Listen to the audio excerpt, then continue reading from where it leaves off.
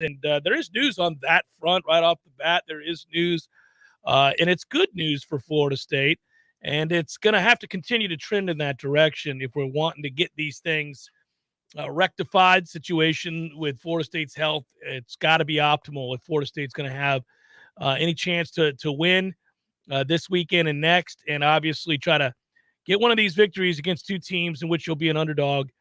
You are an underdog, and again, we can lament that, but coaches can't, players can't. They got to ready themselves and hope for the best. And they got some good news today. Mike Norvell said that defensive end Jared Verse obviously played a very limited role, but impactful role last week against Wake Forest when he did get into the game. You saw that explosiveness.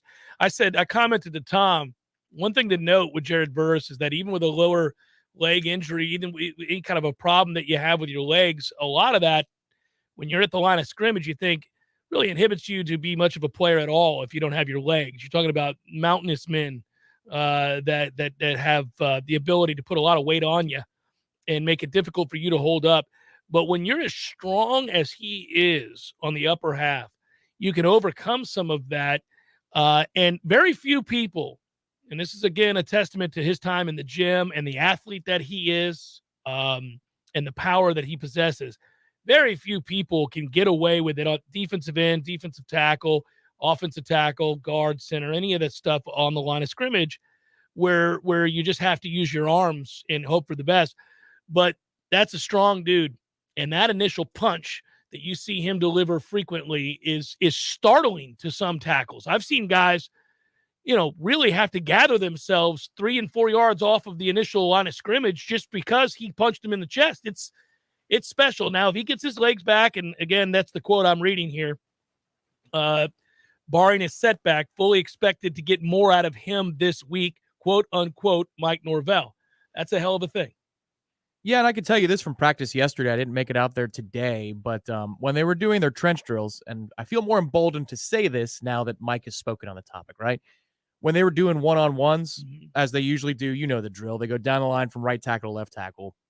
Jared was taking part in that, if only to allow him to get off the line of scrimmage and work on that part of it. It wasn't contact after that, but just to get the jump right.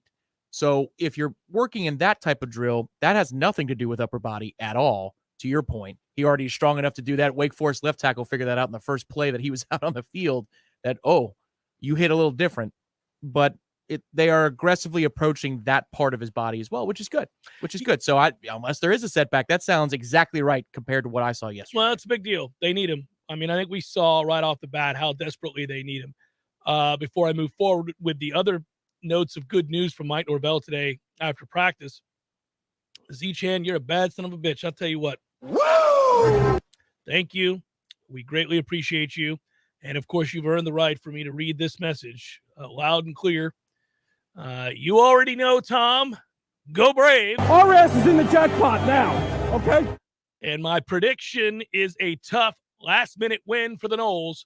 31-28. Fitz gets it together and kicks a 38-yarder for the win. Z-Chan, your eternal optimism when it comes to a victory and manner in which it will be won is greatly appreciated. I love it for that kid. I want the Noles to win just because I want the Noles to win. But if you're going to describe a win by which you break the heart of your opponent in their stadium on the road at night with a kid who right now has to be suffering a crisis of confidence, the likes of which none of us have ever felt or hope to never feel again at the very least, right? That's a hell of a thing. That would be as heartwarming as it gets. And, man, good on you, sir. And then right around the corner, as if they're competing with one another, James B. with some kind words and hearty Jesus. Hearty and earnest thank you from James B. Jeff, really appreciate your honesty and positivity this week. I hope the Cliff Jumpers have been listening to you carefully this week. I don't know that they have, James B. Thank you so much, buddy. Thank you. Thank you very, very much. I think that people pick what they want, what pieces of what you have to say that they agree with, and they tend to hang on to that, and then they really the stuff they disagree with really resonates with them more. And then they kind of take that. Like if I hear from people who heard the show this week, most of the time it's whatever kernel of something I said that they disagree with. But that's okay. That's part of it. I mean, I think we're all guilty of that, right? We're guilty of that in politics. Like, most people aren't all of this one thing, whatever the thing is you like or dislike.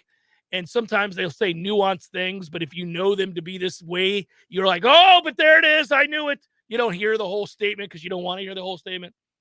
So I'm used to that. I think we were just honest this week and straightforward. It was nothing to jump off the cliff for. Florida State's got some personnel issues and growth within the program. It takes time. And until you can get some guys in here that are real difference makers to back up your starters, then you're going to have a hard time when the starters go down. And there's just no getting around that. When you lose your starting left tackle and your starting right tackle on an offensive line that was always going to be average to slightly above average at best, well, you got a problem on your hands, man. At some point, those absences are going to show up in a game. And they're starting to, because guess what? Your competition is getting better as well up front. So I think that's part of it. I think the other part of that is that it's not just those two. You know, you've had a problem on the interior since the LSU game. And I feel like some teams have been able to expose it for pockets at a time. Others have utilized it, Wake Forest especially. No Fabian Lovett meant they could attack the interior of our defense early and set things up with the run game. And what they did do was set up third and manageable. And then they allowed their veteran quarterback and really good receiving core to have manageable third down conversions all afternoon. And they won on first down, and Florida State lost on first down. And I think those two things really stood out in the game. It didn't take a rewatch, but when you did rewatch, you're reminded that you cannot fall behind the chains, especially if your tackles are lacking. So Jordan had to frequently be off platform, and we assume because he's mobile that that's not going to be a problem, and oftentimes he finds a way to Houdini his way to a great play. But that's not always going to work, and that's not ideal. And so when that happens and they get pressure on a guy with a brace on his knee, the next thing you know, it's 2nd and 13 or it's 2nd and 10, or you false start your way into a damn brutal situation. So, you know, I think the game was pretty simply put. The result was not surprising given some of the things that, you know, Florida State's got to try to overcome. Now, I also don't want to assume that they're either going to win or lose the next game. I'll give you my opinion, but I think they're good enough to overcome some of this and get a win. I'm not picking them. I think NC State will beat Florida State on Saturday night. I would like to be wrong. I thought Florida State could overcome and win at home against Wake Forest. Guess what? I was wrong. They lost. I thought they could win a shootout. I said we wouldn't hold Wake below 30 points. We didn't. I thought we'd have to score somewhere near 40 points. We didn't come close.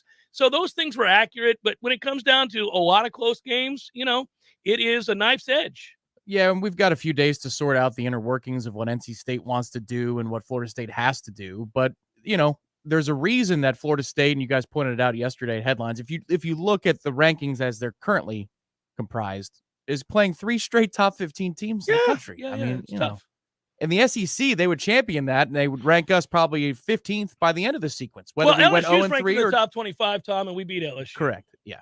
I know how this all works. Mm-hmm.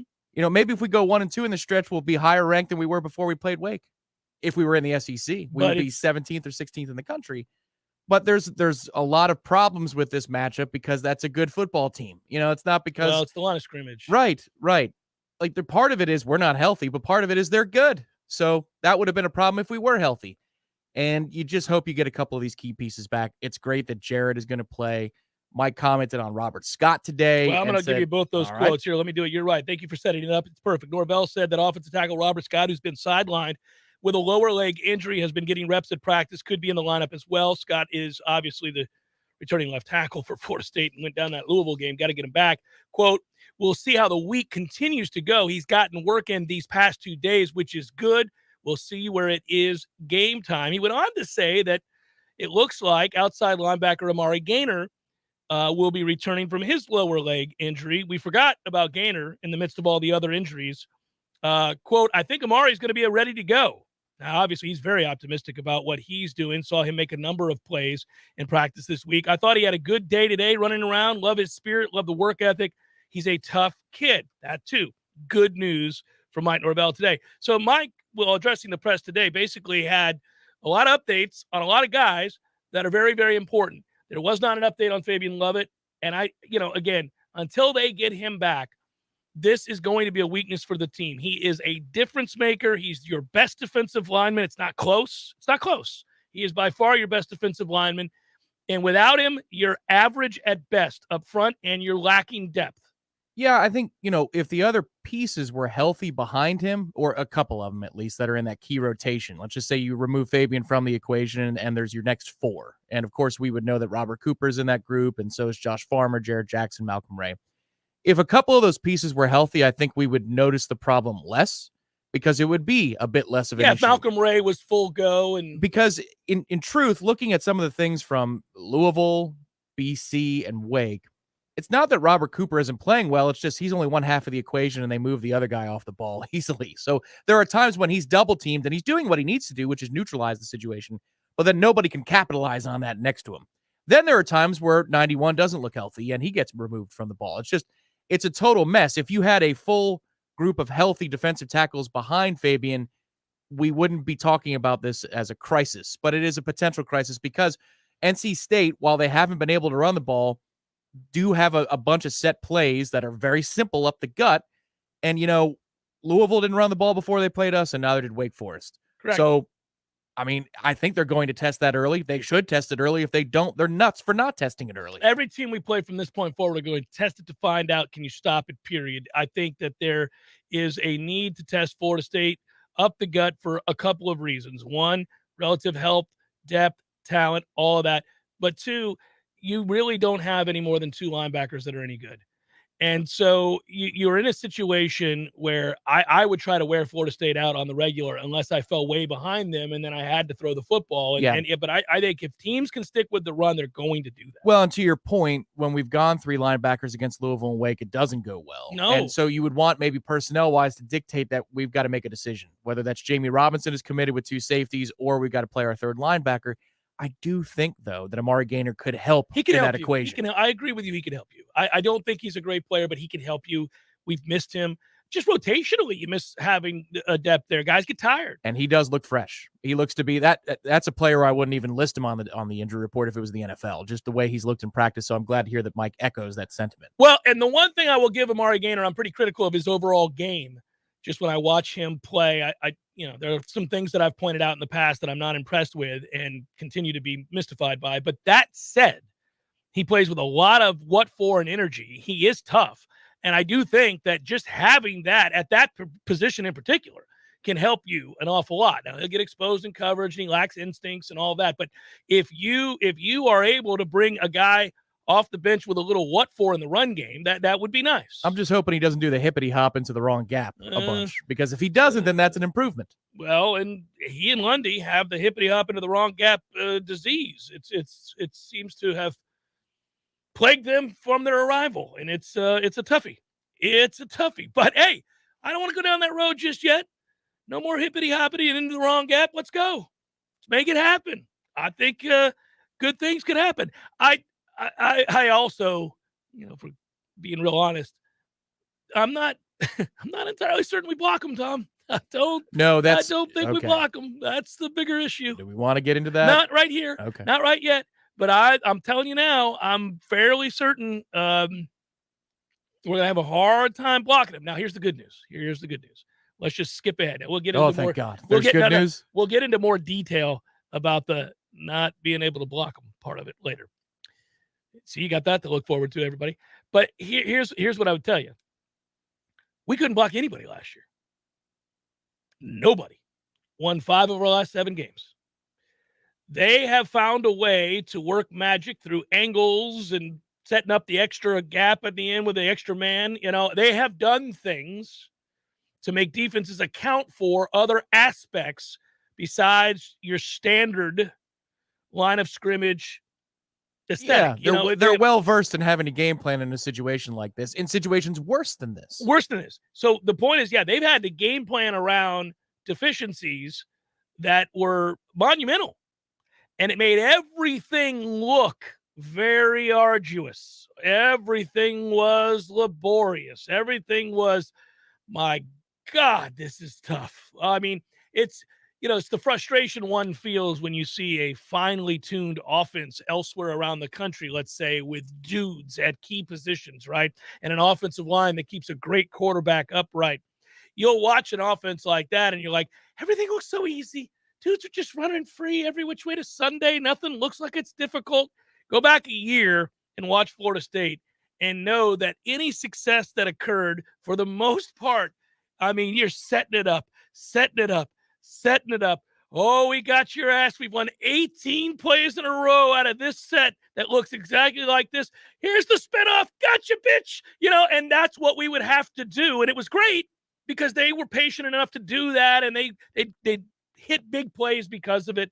All those long runs or the wheel route, all those things were set up through a lot of patience. And what you had to do was hold your breath that you were still in the game by the time you got to unleash it, right? And if you were, because your defense held up and got a lot better over the second half of the season, then you could have some fun with that. You could have success with that. They're better off now. They can actually drive the ball down the field. They can win one-on-one matchups. They can win one-on-one matchups. You can scheme one-on-one matchups, and you might win some of those. You got a guy that'll go get it. You got another guy that's tough. We run that tunnel screen now effectively. My God almighty. We've waited and waited. It happens. They scheme open the tight end. They do a lot of things very well, and they do so despite what's lacking currently up front. So there is hope. I can give you a little bit of the sugar to go along with the medicine. It's tough. It's just some of those things are going to make things more difficult, but this staff has found a way at times, certainly, to scheme around all of those problems. So can you do it on the road at night against a team that's got you beat on both sides of the line of scrimmage? I don't think so. Maybe I'm wrong. Let's hope I'm wrong. Let's hope Jordan Travis and the skill position players are able to make big plays through scheme. They are able to make some big plays because guess what? NC State's offense hasn't been great either. They have struggled this year. I think if I'm doing NC State radio this week, I'm saying, what the hell's going on with Leary? What's going on with my offense that a year ago was dynamic and efficient and arguably at times the best in the ACC? And now everything's a check down and everything's difficult. It takes forever for us to succeed. The big plays are almost gone from the offense. Like, I'm talking about how angry I am if I'm them with what I thought they were going to be to what they currently are. Now, they still have some pieces that I'd like to have here. One of them is a transfer from Florida State, and it would have been nice to have him along the defensive front coming into this game. Yeah. Oh, certainly with Fabian Lovett not available, you'd feel a lot better if Durden was on. Well, I mean, and I don't blame that kid.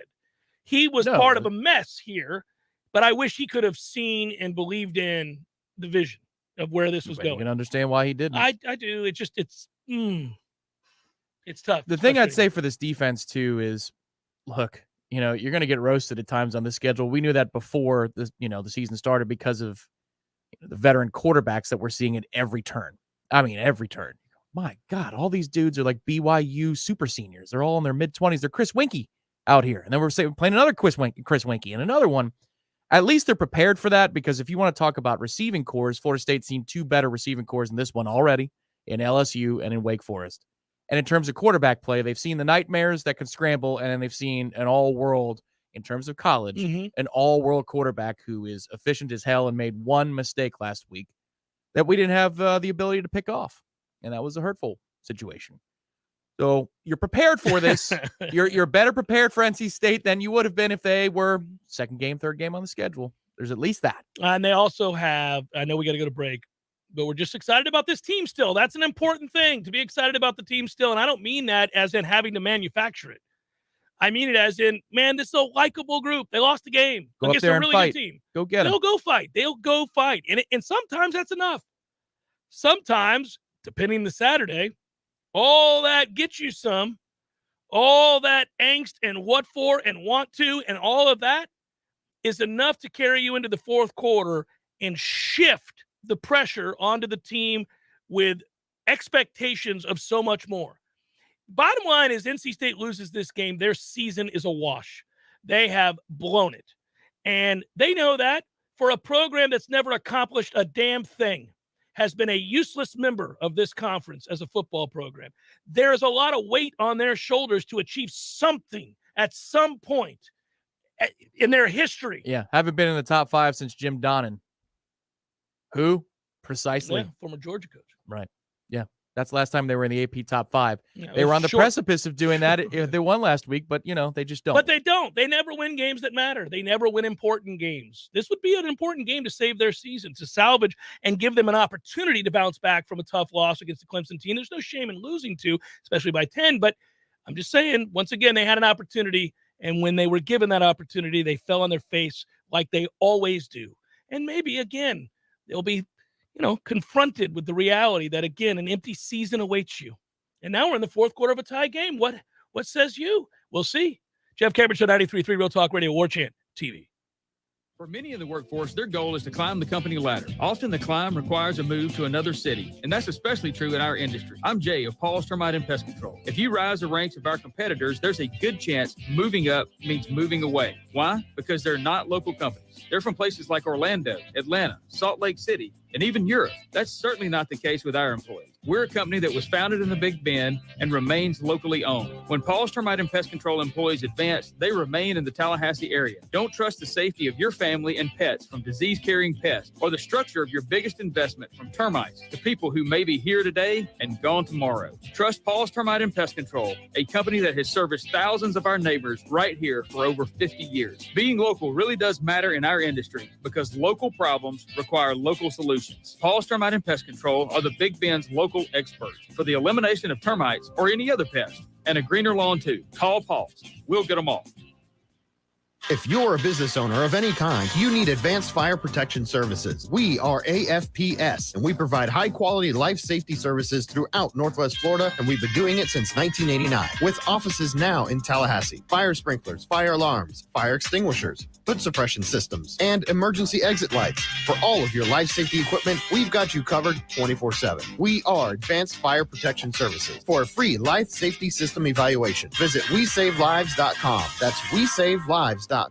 Hey, Nole fans, our partner ISF Inc. is a national management and IT consulting firm located right here in Tallahassee, Florida, solving the future for state governments through strategy, process, and technology. As a trusted advisor for state governments, ISF knows the importance of defining a clear and detailed strategy. Our friends at ISF can help your organization create a strategy that sets you on a path to success. ISF, your vision plus our expertise brings your brilliant ideas to life. Visit ISF.com to learn more. ISF, solving the future. Whitten Glass has been taking care of families since 1945. Experienced, reliable professionals who offer only the best, like Whitten's top-of-the-line bath enclosures. Eye-catching storefronts are a specialty at Whitten Glass, and they provide precise installation. Whitten Glass, Tallahassee's first family in glass. Online at whittenglass.com. Call 850-222-5781.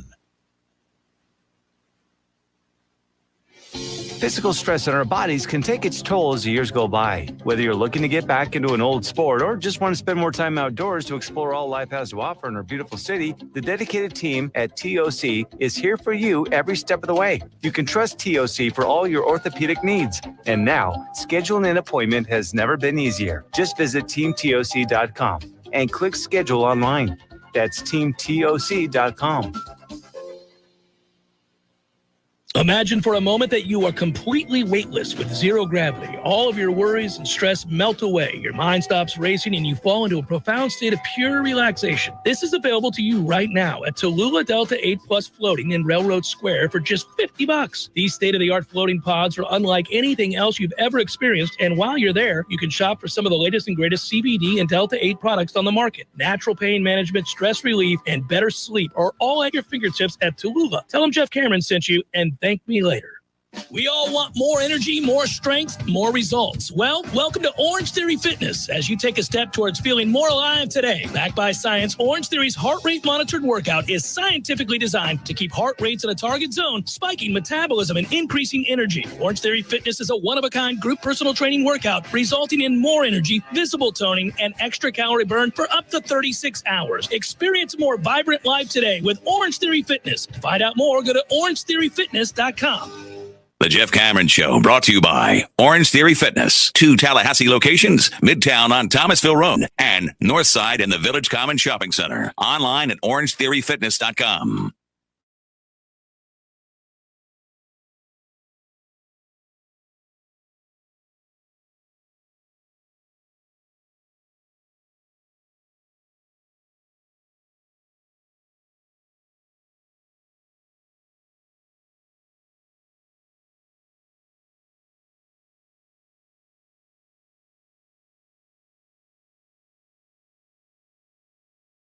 Been accomplished. There it is. The nightmare is over. No more cut-ins. Aaron Judge has, in fact, hit home run number 62. And, I have said on the show for many, many years that I hate the Yankees, and I still hate the Yankees. But it's impossible, at least on the surface and the information we have, it's impossible to dislike Aaron Judge. I hate that he's a Yankee because I hate the Yankees. I hate that he's really good because I hate the Yankees. But I don't have a problem with Aaron Judge. And one of the reasons I don't. You're making a very good point, but I'm sorry. We have to cut to Aaron Judge at batting practice. He's now taking batting practice in his bid for 63. Oh, man. So we'll be back in 10 minutes. So what I do want to do is point this out, right? Here's one of the reasons that it's hard to, as much as I'd maybe want to gin up a reason to dislike the guy, because he's a Yankee. I can't. This guy hits this historic home run, right? It's an amazing moment in the history of the game. And we can talk about whether that's the real home run record or not. Let's save that. We've had debates for years about what should be done with the steroid guys and all that. But we all know what a big deal that home run was, right? And afterwards, quote, "It's a big relief. I think everyone can sit back down in their seats and just watch the ball game now, It's been a fun ride so far, getting the chance to do this with my team, my teammates, the guys surrounding me, the constant support from my family who's been with me through all of this. It's been a great honor to play with them and for them." Oh, you son of a bitch. Oh, no, he's totally likable. Like you are, that's the greatest answer of, there's not any look at me at all. And he had every right to be like, I bet on myself. These cheap bastards wouldn't pay me. I bet it all on myself this year. Suck it. I'm going to ask for $700 million, and you're going to pay it because I'm New York's greatest and the biggest and best city in the world. Pay me. He could have easily done that. But no. It's just these guys. So what an honor. It's amazing. Good for him. What's incredible, too, is the steroid guys aside for a moment. 61 years. I mean, right? It's 1961 that Roger Maris hits his home runs, and the number comes back into play. 61 years since he did that. But think about how much time has passed and how much the game has been muscled up even without steroids. Well, without steroids. And launch angles and all that. Like, there hasn't been a bid for this like Aaron Judge in the American League. In the American League. Sure. Since Griffey got hurt in 98, he was on pace. I think it would have happened. But this was that it takes that long through this many generations of baseball and how the game is played, and there's been a slugger's era. Yeah. It's so hard to do. It's amazing. Yeah, and good for him. And I'll get back to something else he said that I thought was very, very impressive. But the guy that caught the ball, we're always wondering about that. What would you do? What would you do if you caught the ball? It was caught by a guy named Corey Humans of Dallas. He was sitting in section 31. Asked what he was going to do with the ball while being taken away by security to have the ball authenticated and to keep from getting his head kicked in by a bunch of overzealous fans who want the ball. Humans responded, "It's a good question. I haven't thought about it." No, I would think if you were sitting in that section with a right-handed hitter coming up, you would have thought about it, my man. Now, here's what I would also tell you. Judge was asked about it afterwards in the press conference. And once again, perfect freaking answer, this guy. He said he was asked, "Have you met Humans, the man who caught the ball, the fan who caught the ball?" And was asked, should he choose to keep the ball, what he thought. "No, I haven't met him. I hope to. And it's certainly every fan's right to decide what they want to do with the ball. I don't know where it is," Judge said. "It would be nice to get it, sure, but that guy made a great catch, and he can decide." Well, damn you. Again, that's the perfect answer. That's just correct. I can't hate you, and I'm trying. So we'll see. But I've always wrestled with that too, by the way. Oh, I don't think there's any question. If you can find something close to generational wealth for your family, you do it. If they want to make the bid, you give them the first right of refusal. That would be the move. Yeah, I think also, Tom, the way I've looked at it is, yes, if I put my kids through college because I caught a home run ball, I understand it. But we're both compelled, in all likelihood, without money entering into the conversation, of course, to give the ball back to the guy who hit it. We understand what that would mean to him and why. At the same time, you're right. Like, hey, man, it'd be really cool to inherit that kind of money just because you made a catch. And hey, he never possessed the ball. He hit it. The pitcher is the last one who possessed the ball. Yeah. So give it back to him. I'm not saying you have to. I'm just saying I've always wrestled with what I would do. Now, again, if you tell me in the moment, hey, that ball's worth $5 million, well, then I'm selling it for $5 million. Yes, I agree with you. We often get into these debates about what that ball would actually be worth, and you really won't know for some time. You got to let a little time go by to see who's compelled and what the market tells you about what that ball's worth. See, I'd be aggressive with my media strategy if I was this guy. I'd say, if the Yankees wanted to purchase it for Aaron Judge to commemorate and maybe put it in Monument Park, they're welcome to do so. Agreed. That's the approach is, hey, I'd like to give him back the ball if you guys would do the right thing.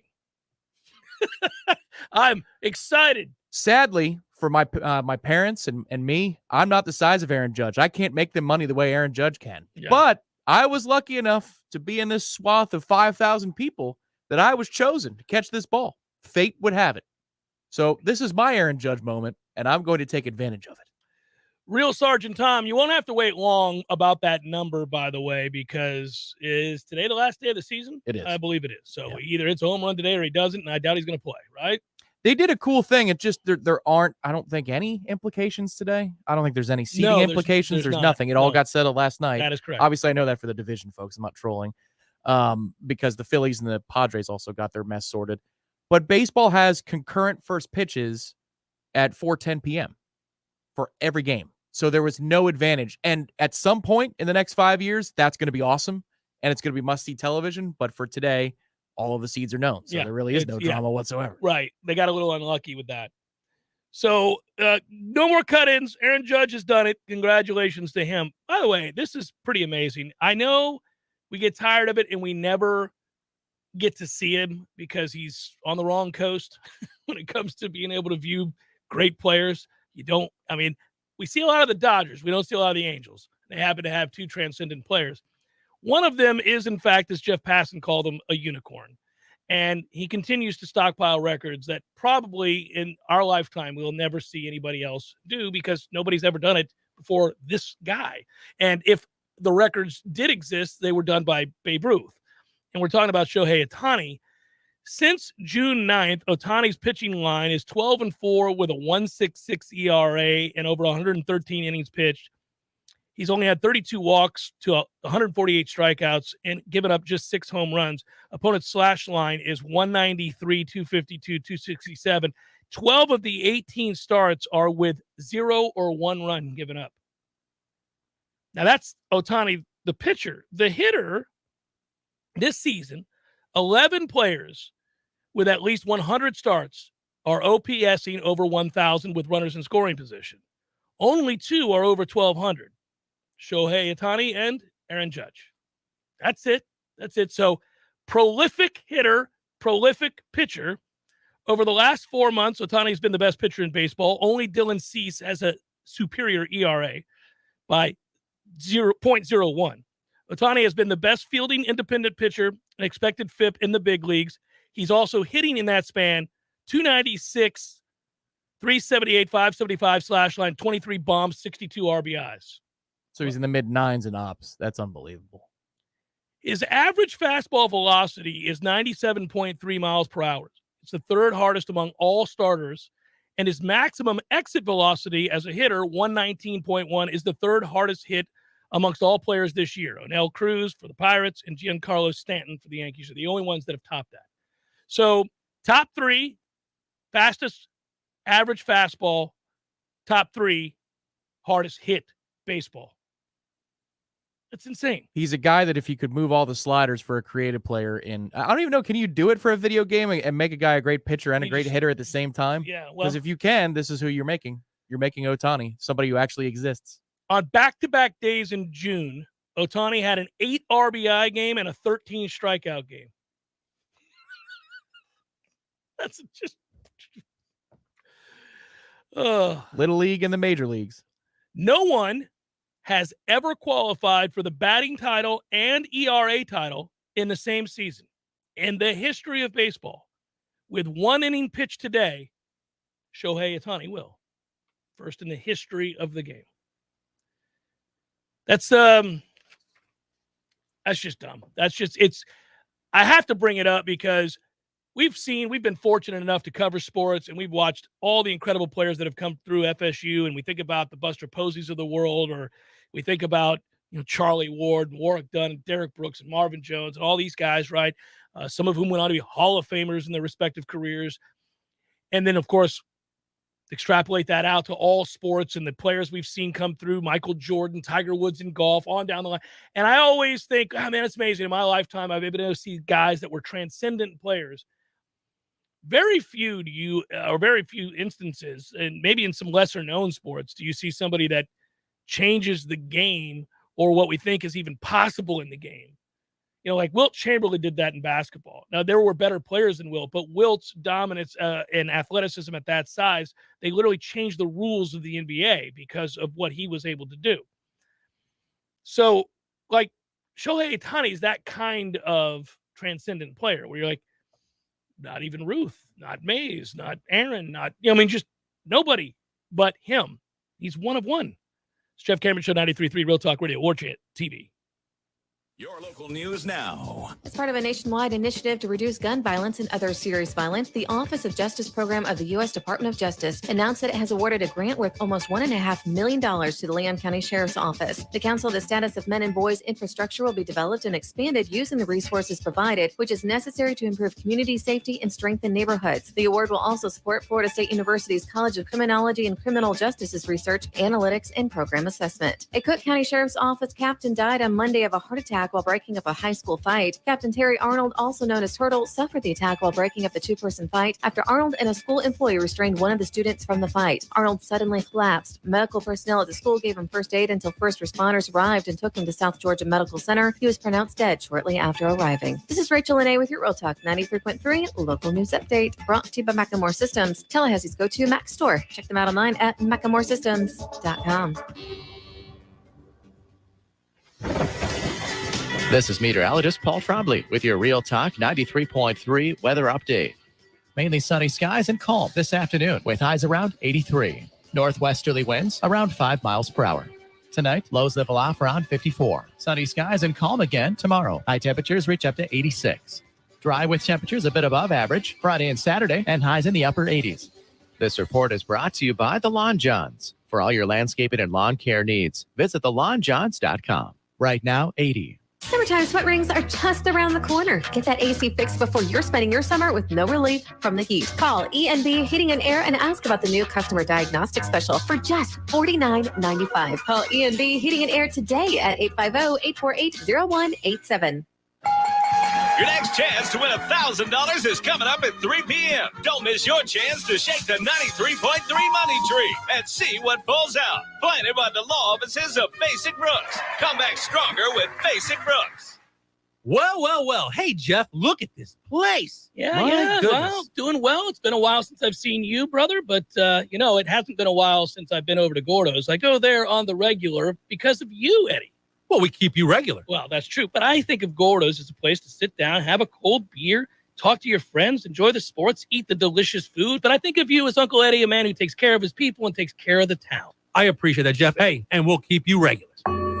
Gordo's, bringing the flavor and flair of Cuban food to Tallahassee since 1996. They say money doesn't fall from trees, but this fall, Real Talk 93.3 and Basic Brooks have your chance to shake the money tree and win $1,000 cash every weekday at 8 a.m., 11 a.m., 1 p.m., and 3 p.m. Just listen for the keyword, then enter it at realtalk93.com to shake the 93.3 money tree. Let's play Shake the Money Tree on 93.3, planted by Basic Brooks Law Firm. Come back stronger with Basic Brooks.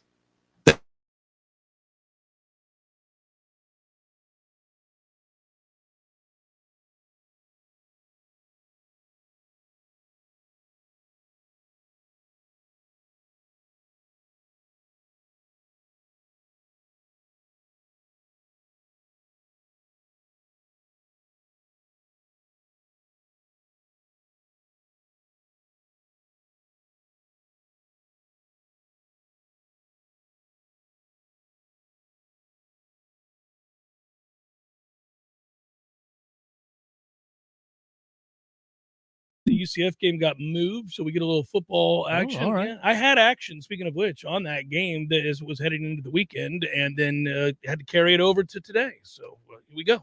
You didn't say shut it down. You said let it ride.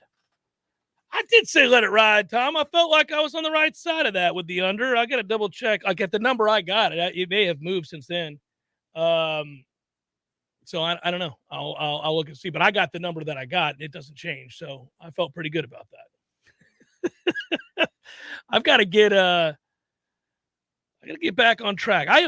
We are entering into the weekend that is always our favorite, where we, a lot of times we've had home games where this has worked out for us, where we're at the CP and we go over there to do a happy hour show and we're watching playoff baseball heading into Friday night football, fresh off a Thursday night game, both in college and pro, and a big weekend of the Noles, right?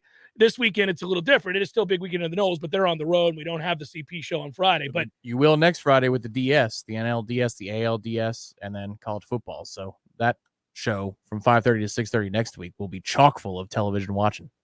Yeah. Brian, I took the under as well. Don't talk about likes. We'll see, or locks. We'll see. I don't know. This year, nothing seems real surefire. It's been a tough year. It's been a weird year.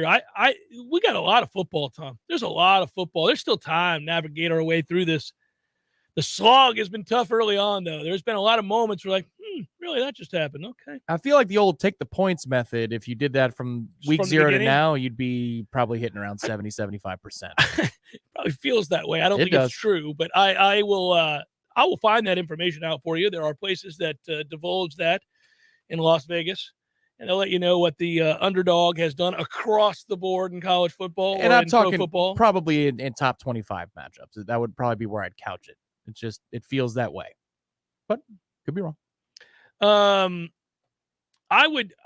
think that I always remain very, very positive, Tom. I feel like we're gonna come back around here and have one of those weeks. We already had that sneaky 8-2 week while being surrounded by horrific weekends. So I just need another one of those 8-2, and we're like, okay, we're on equal footing. Let's go.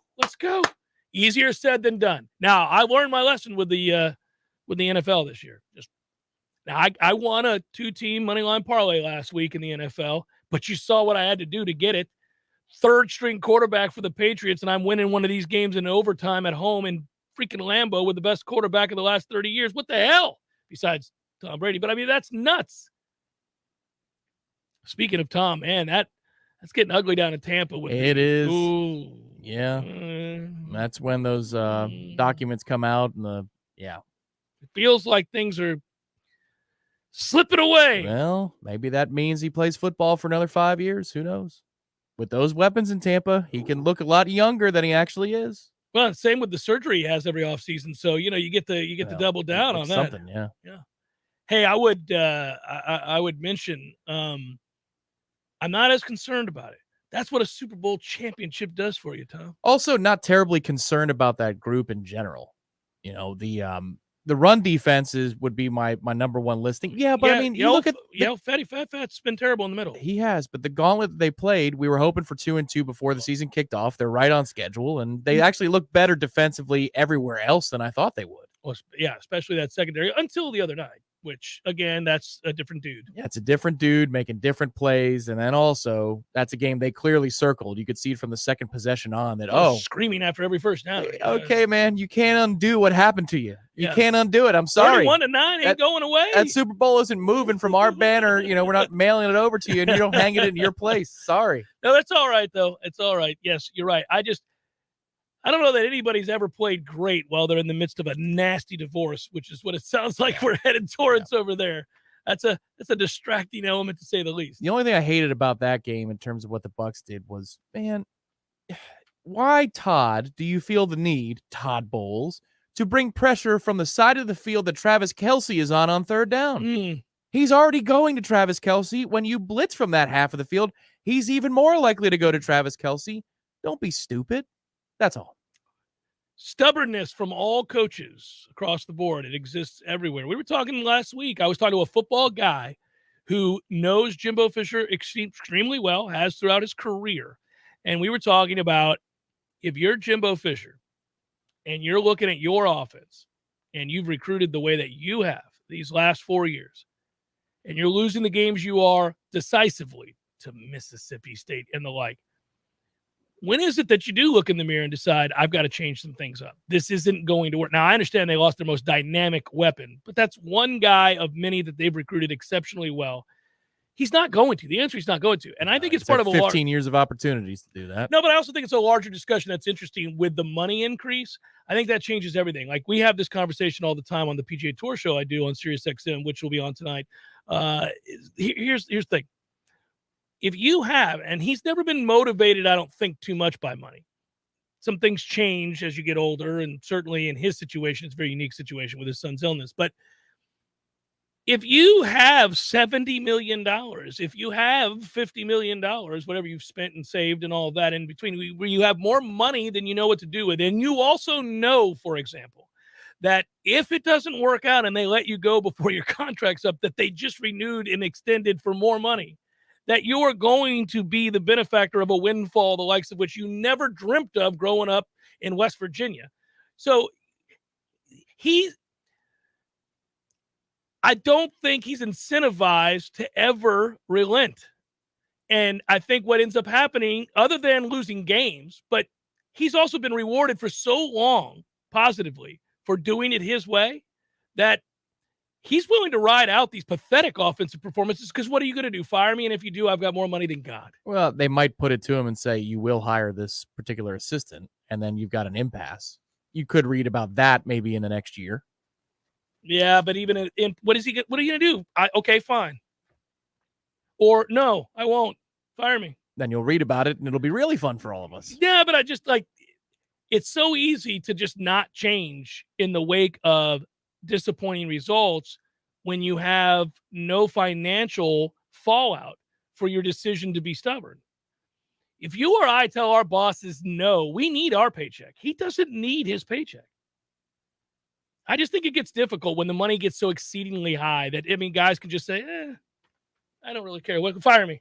Please, go ahead. I'm not changing. I welcome that, and the transfer portal exodus from Texas A&M to universities across the South. You and me both. Because I'll take one or two of their players. If you're hearing this right now and you or someone you know is active military, a veteran, police officer, firefighter, nurse, or a teacher, listen up. Good news here, as my friend Shannon Young with Legendary Home Loans has a hometown hero loan program designed to make a difference to those who make a difference. So here's the deal. If it's time for you to buy a new home and you fit in that category, he'll waive all lender fees for Hometown Heroes. That's $1,600 right off the bat that you're saving. Then another $600 if you take their preferred title company. That's good. It's at a time where everybody wants to save money. That's true all the time, right? So again, if you are active military, veteran, police officer, firefighter, nurse, or a school teacher, and you're looking to buy a new home, choose Shannon Young with Legendary Home Loans and ask about their Hometown Heroes program. Call 844-FSU-LOAN. That's 844-FSU-LOAN.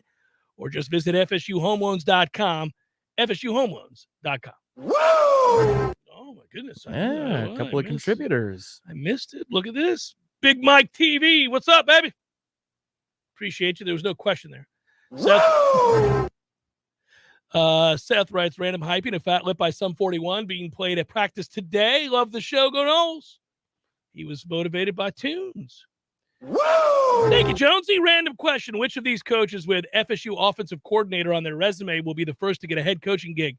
Kenny Dillingham, Kendall Briles, or Alex Atkins? Oh, wow, that's a good question. That that's is a good one.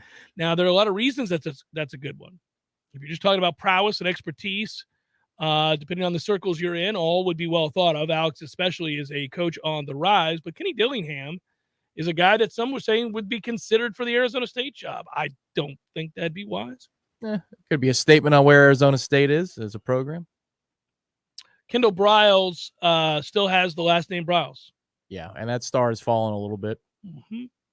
His best chance probably was 2 or 3 years ago, notwithstanding his father's incidents. There was a little window there. Yeah, last name hurts him there. Okay, who's the first to get Power 5 and who's the first to get a coaching gig? Maybe we can split that up in the last minute here. Oh, man, that's tough. I think I'd still lean Atkins. For Power 5? So if Kenny doesn't get this job, then he's going to be waiting with Arizona State. If you're talking Power 5 openings. Correct. Yeah, if he doesn't get this job, yeah, I think so. I think he'll be waiting for some time. And I just, again, don't know that anybody wants the smoke with Briles. I mean, they'll hire him as a coordinator. We did, and it's tough, and there's some things that come with that, but Power 5 job, high profile, a lot of questions. Jeff Cameron Show, hour number 2, forthcoming. Stay with it.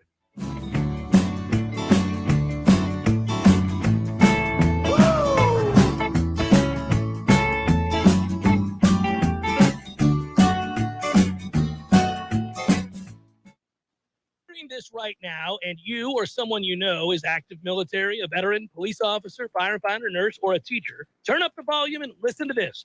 My friend Shannon with Legendary Home Loans has a hometown hero loan program designed to make a difference to those who make a difference. When it's time to buy a new home, he will waive all lender fees for all hometown heroes. That's a $1,600 value right out of the gate. Also, if you decide to use their preferred title company for their closing, you'll be saving another $600. That's $2,200 in discounts right off the top. That's like 20 tanks of gas in your car.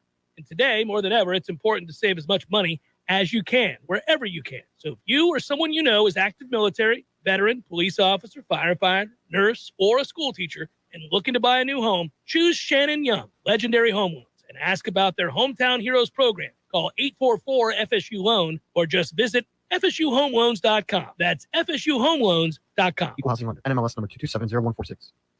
Football at El Jalisco, football at El Jalisco, what a combination. It's a great big celebration. It's football at El Jalisco. They can dig it.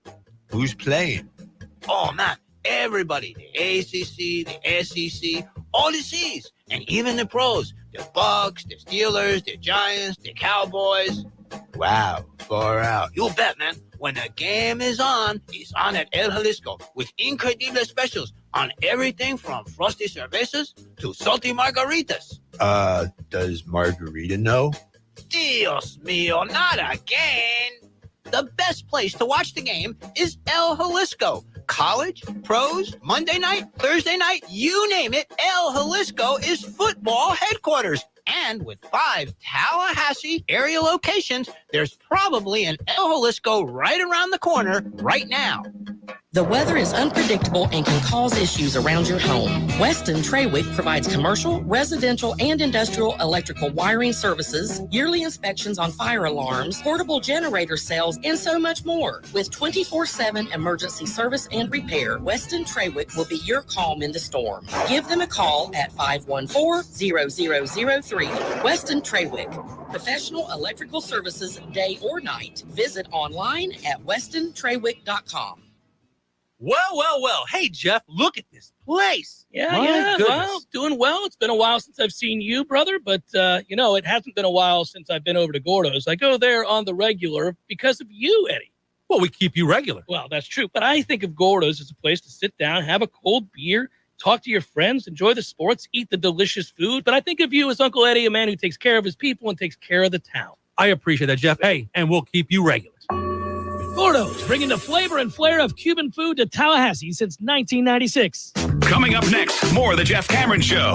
Live and local on Real Talk 93.3. WVFT, Greta, Tallahassee. Breaking news this hour from townhall.com. I'm John Scott.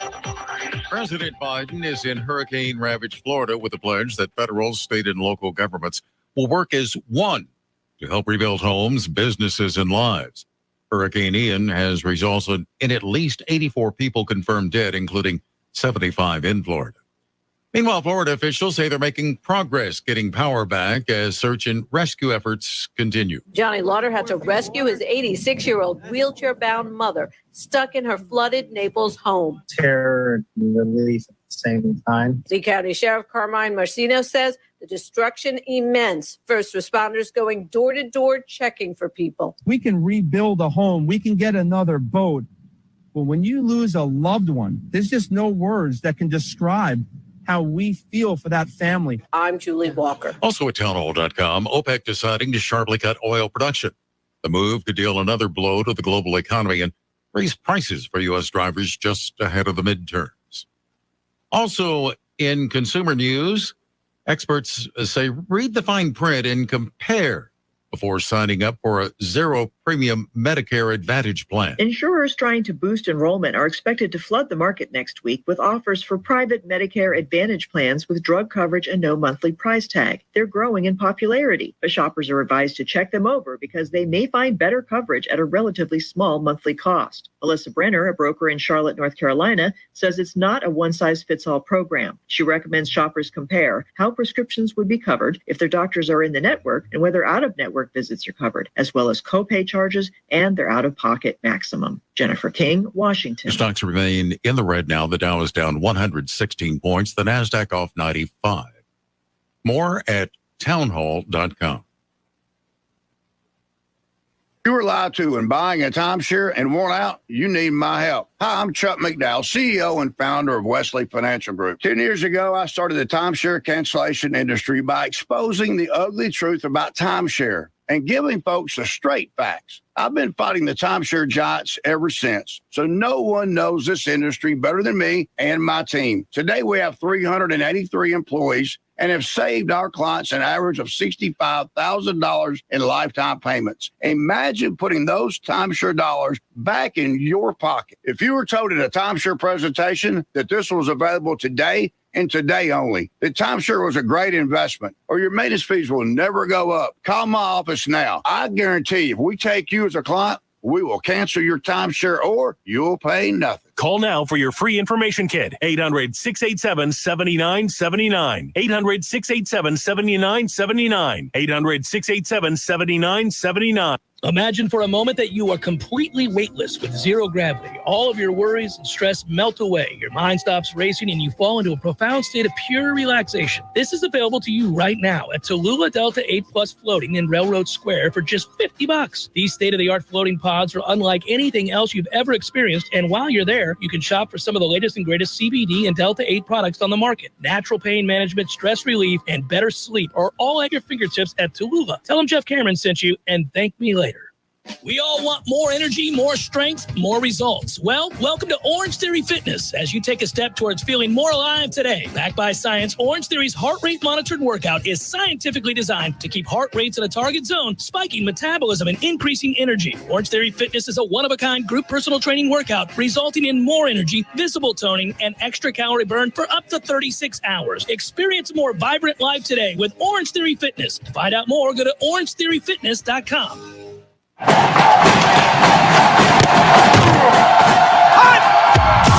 Broadcasting live from Florida's capital city, this is the Jeff Cameron Show, brought to you by Orange Theory Fitness on Real Talk 93.3. Now, stop what you're doing and listen closely. It's time for the Jeff Cameron Show in 5, 4, 3, 2, 1.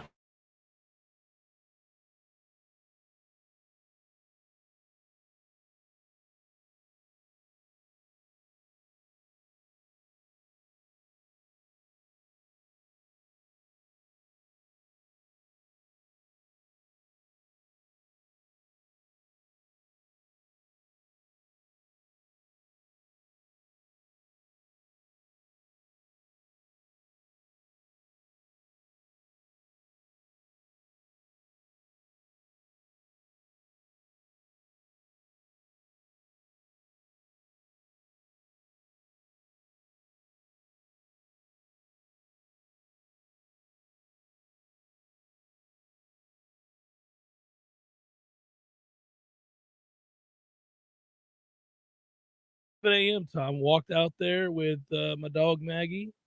Told her it's time to go to the bathroom. Let's go. Go out there, got the coffee brewing, and I just sat there listening to the silence, the world beginning to wake up, and felt that cool breeze. And I said, damn it, man. I hope that's a good omen for football Saturday. Yeah, yesterday when I was done doing practice observations for Warchant.com and you guys were on headlines, Yeah. I had a meeting at 2:30, so there's a little window there. I went out to the back deck and I took a 25-minute outdoor nap. Whoa, and sir, forget about it. oh man.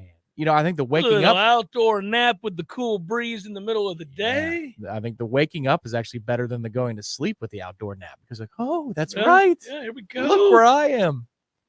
You know what's weird?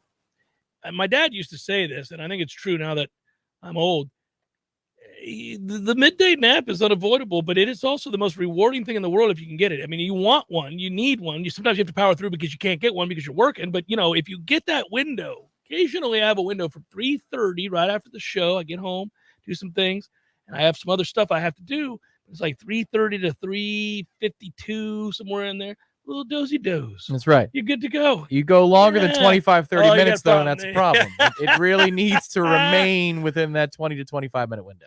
It does. We got good news today from our head coach, Florida State's Mike Norvell, noting that, hey, some guys are getting healthier. And obviously, all hands on deck here these next 2 weeks. You got to try to get as healthy as you possibly can. Nobody wants to be out there more than the players that have missed time. So when Mike Norvell mentioned that defensive end Jared Verse looked better, had such a limited role last week, an impactful role when he was out there, he should be available for expanded reps against North Carolina State Saturday night. In fact, Mike said, barring any setback, fully expecting to get more out of him. That's important. Robert Scott, who I've thought before was a starter-worthy player, but not a huge difference maker, you really see his absence in the devastation that follows because you don't have another tackle, true tackle, that is capable of stepping in there. You got some guards that you've had to play there, but you don't have a guy that's a true tackle. And so he's had that lower leg injury. He's been taking more reps at practice, could be in the lineup as well. Quote, we'll see how the week goes, said Norvell. He's gotten work in the last 2 days, which is good. We'll know more game time. And then from there, Amari Gaynor, and good for Amari Gaynor. I know how eagerly he was looking forward to this season, how hard he worked this offseason. He had a lower leg injury. Who didn't on this team? And Norvell said today after practice, I think Amari's going to be ready to go. He went on to say, I thought he had a good day today, running around, love his spirit, love the work ethic. He's a tough kid. So good news on that front. First time in a while I remember having good news on the injury front from the head coach regarding more than one player and having three different guys. That's good. Usually if you get good news, it's in warmups, because he's not going to divulge during the week, and this is his last media availability, so he must feel pretty good about it. And I will say, too, that yesterday he was happy with the work that they did, but just watching the press conference today, you could tell he saw some things that I think calmed him down a little bit. Okay. And it should be noted, too, in our observations on warchant.com that Jordan Travis had another sharp practice. He made some throws yesterday, again, where you go, okay, all right, we're still on that right path. There is no cratering after a loss, no worried, you're not shaken to your core. But apparently today he took another step forward. So that's good to see. You're going to have to turn him loose in both facets of his game, though, in order to be successful on Saturday, I think. Because you can't line up and run traditionally right now with the group that you have, nor against the opponent you're facing. I don't think that they're going to have much success lining up and running the football the way that you would like to. And I think you've got to open up that part of your offense by letting Jordan Travis run. Now, we said this before the season began. This isn't a byproduct of the frustrations from last week, although that's duly noted. We said before the season began, when you looked at the schedule, there were 3 or 4 games that you thought it would be critical that you utilize Jordan's legs to make defenses play honest, and or to make them account for the extra player of the math. So for there, we the games we circled were this one and Clemson, and at the time I think we thought maybe against Miami on the road. We weren't sure, but yeah, I think there's no doubt if he's able to do it, you got to unleash the beast. You got to let that guy be the dynamic player that he is. Yeah, and I'd say you almost use that as the thing that sets other things up. Of course. But you have to prove that he will run the football. It's just in watching what Clemson did successfully to NC State, I don't know the traditional tunnel screens are going to work or traditional perimeter screens. We like to run those. We had that one that we've run like 4 times this year where it's just the running back leaks out and the right tackle releases. That stuff's not going to work because the 3-3-5 that they run, there are more bodies at the second level that can get there and create the angle.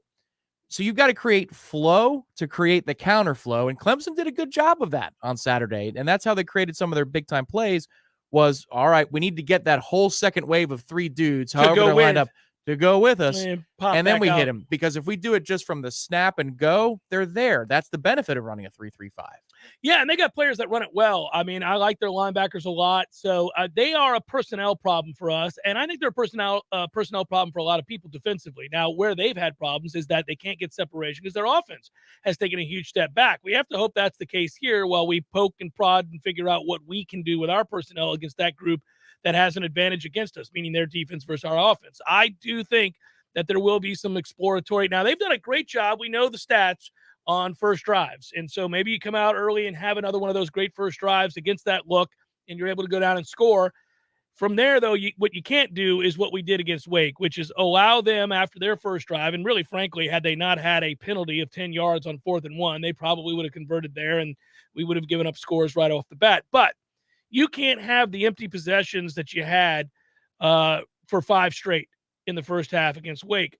I think this feels like a game, Tom, oddly, that if you can get out to a lead and somehow expand it, now it would be nice to have a kicker, but if you could do that, you may just hold on for dear life against what has been a fairly inconsistent, somewhat at times impotent offense for NC State. Could you hold on with a good defensive performance, especially if you're getting some dudes back? I don't know, but perhaps.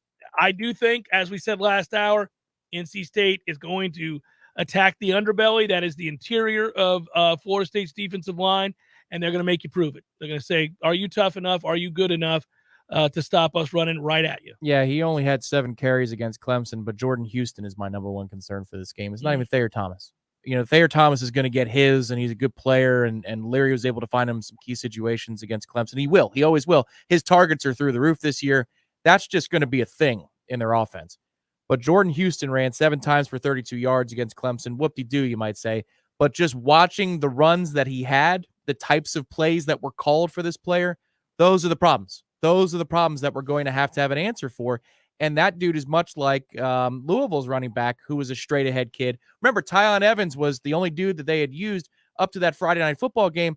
They've got a different player in there because Evans is not available. Well, he's not even a one-cut guy. He's just a straight-ahead runner. And that destroyed a lot of what we wanted to do.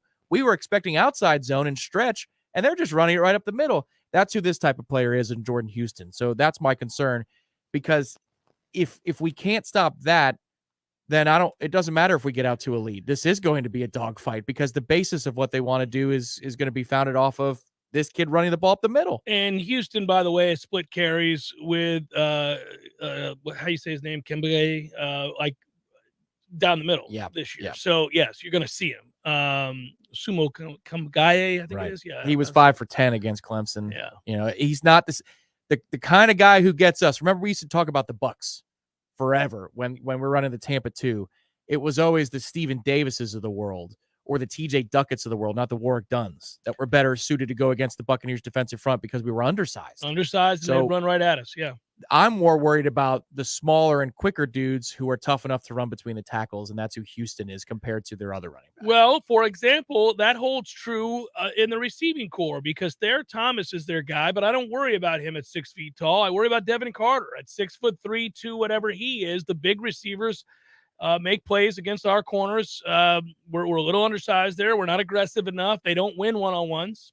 I mean, we've been talking about this a little too long now, but yeah. There's a shot play before their first touchdown drive. They might have actually ended up kicking a field goal. I forget, but it's the first half. There's a shot play down the right sideline to Carter, and all I could think of as I'm watching that on replay was, that'll play.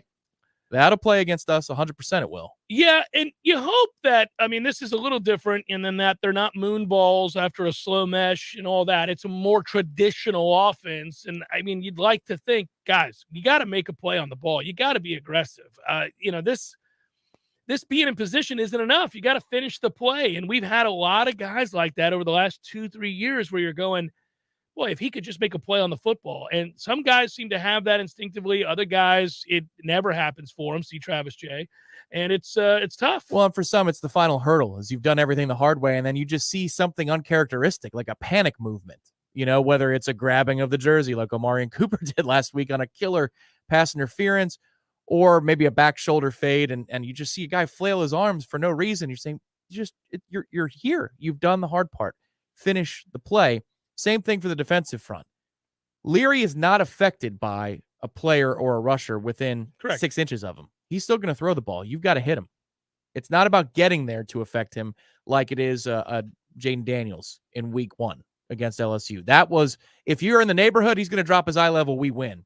This kid is not that way. He's much more like Hartman, that he will trade the punishment to make the throw down the field. We're biding time until the better athlete and the longer player at corner gets more snaps, and that's AZ.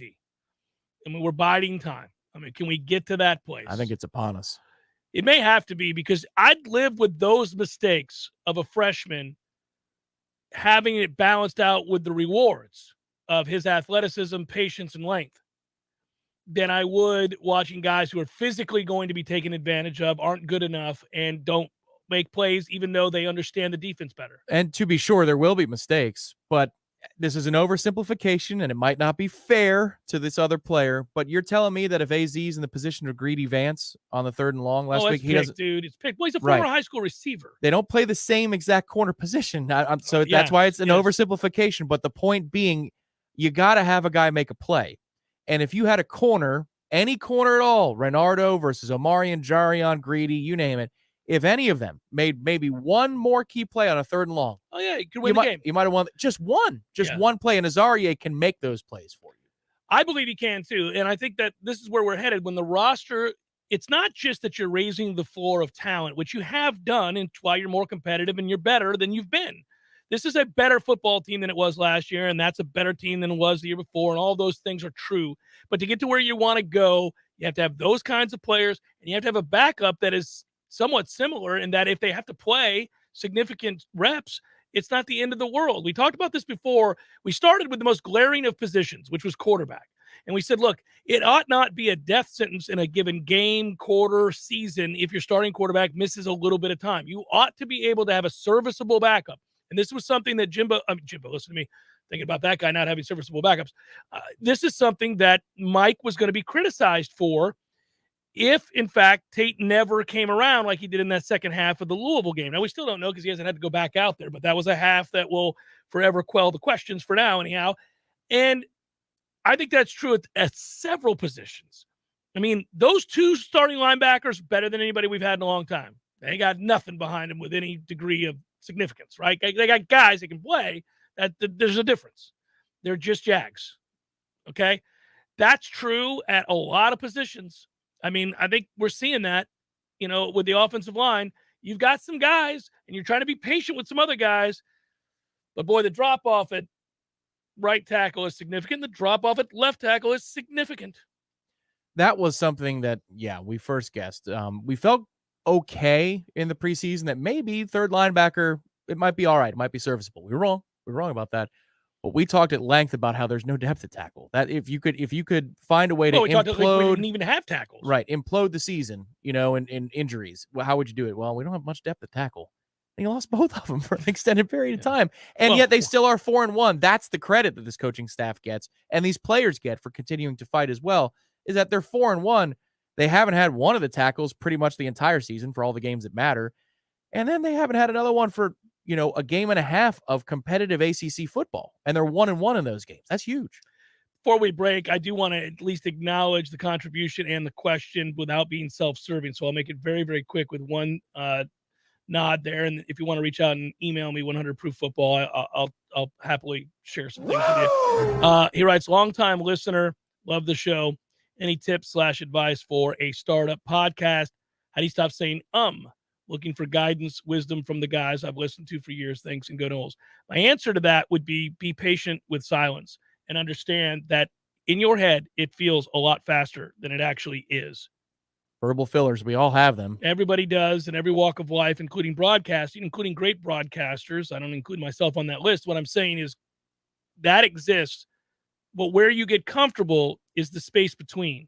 And that will allow you to eliminate the verbal fillers that Tom's alluding to and that you're asking about. You can be okay with even this. That's all right. Nobody switched away. Nobody's lost concentration. You're okay. And that will give you the split second of time it takes for your mind to realize it's all right not to fill that silence. See, we just did it again. Football analogy, right? You know, when you start, you're like Jaden Daniels in the pocket. Yo! By the end, when you get to where you want to go, you're like Sam Hartman in the pocket. To aspire to get to Sam Hartman's level of patience is something. I don't know that any of us need to be that patient. In any facet of life. I mean, it's really quite ridiculous. Jeff Cameron Show, 93.3 Real Talk Radio, Warchant TV. Sellers Tile does it better for business owners, contractors, designers, and homeowners. Better design ideas, better quality tile, carpet, and hardwood flooring, better mosaics, ceramic, and vinyl solutions. And Sellers makes it easier with their amazing showroom and first-class professionals. Maybe it's time to get Sellers working for you on Capitol Circle Northeast, just north of Mahan Drive, or online at sellerstile.com. For better style, quality, and design, go with Sellers in Tallahassee. Call 656-8453.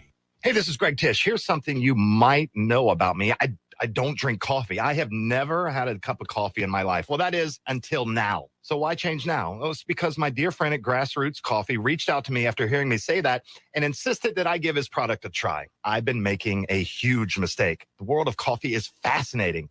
I always thought coffee is coffee, you know? No, it's not. I have tried their coffee and it is fantastic. Now, I've got a fascination with learning more about the best coffee in our area. Grassroots Coffee is locally roasted, locally owned, and locally loved. You can find whole bean Grassroots Coffee on the local aisle at Publix, also in Whole Foods. But the best way to get this black gold is to order it online. They literally grind the fresh roasted beans to your preferred level, bag it, write the date on it by hand so you know the exact day your coffee was roasted. It doesn't get any more fresh than that. Order yours now. Just go to grassrootscoffee.com and choose the coffee you want and how you want it. And join me. Let's step up our coffee game together and also support a great local business. You were always more than my mom. You were my role model, my best friend, and biggest supporter. You filled my days with unconditional love. And you also prepared for the day when you couldn't be here. Because of the woman you were back then, I'm able to be the woman I am now. Your planning made this moment possible. Set your family up for life. Southern Farm Bureau Life Insurance. Your friends for life. This is Andy Cohen. When I was a law enforcement officer, I devoted my life to a career of service and protection. Who's protecting you? Give me a call. 850-671-FARM. That's 671-FARM. Helping you is what we do best. Southern Farm Bureau Life Insurance Company, Jackson, Mississippi. Not licensed to do business in all 50 states. Football at El Jalisco, football at El Jalisco, what a combination. It's a great big celebration. It's football at El Jalisco. I can dig it. Who's playing? Oh, man, everybody. The ACC, the SEC, all the C's, and even the pros. The Bucks, the Steelers, the Giants, the Cowboys. Wow, far out. You bet, man. When the game is on, it's on at El Jalisco with incredible specials on everything from frosty cervezas to salty margaritas. Does Margarita know? Dios mío, not again. The best place to watch the game is El Jalisco. College, pros, Monday night, Thursday night, you name it, El Jalisco is football headquarters. And with 5 Tallahassee area locations, there's probably an El Jalisco right around the corner right now. We all want more energy, more strength, more results. Well, welcome to Orange Theory Fitness as you take a step towards feeling more alive today. Backed by science, Orange Theory's heart rate monitored workout is scientifically designed to keep heart rates in a target zone, spiking metabolism and increasing energy. Orange Theory Fitness is a one-of-a-kind group personal training workout resulting in more energy, visible toning, and extra calorie burn for up to 36 hours. Experience a more vibrant life today with Orange Theory Fitness. To find out more, go to orangetheoryfitness.com. Jeff Cameron Show is a production of the Warchant.com Multimedia Network. Check out Warchant.com today for the latest news inside Florida State athletics. That's Warchant.com. Now, back to Jeff on Real Talk 93.3.